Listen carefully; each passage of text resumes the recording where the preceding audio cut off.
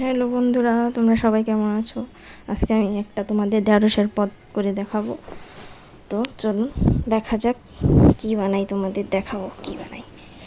আচ্ছা, আমি ঢ্যাঁড়সগুলোকে ঠিক এভাবে কেটে নিয়েছি, তোমরা ঠিক এভাবে কেটে নেবে। দেখাও চিকেনটা বাদতে ওটা নেবে না, আর সর্ষের তেল লাগবে এই রান্নাটায়। আর এটা হচ্ছে কালো জিরে, আমি কালো জিরে সর্ষের তেলে ফোড়ন দিয়ে দেবো।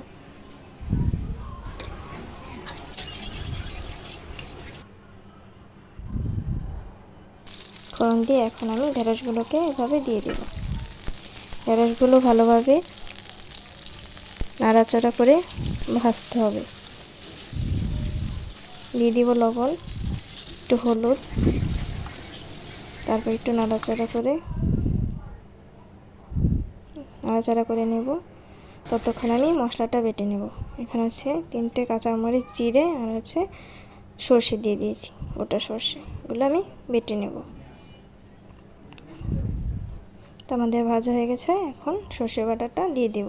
এখন একটু ঢাকা দিয়ে সিদ্ধ করে নেব। সিদ্ধ হয়ে গেছে, এখন জল দিয়ে দেব, তারপর সর্ষে বাটা দেব, আগেই দেব না।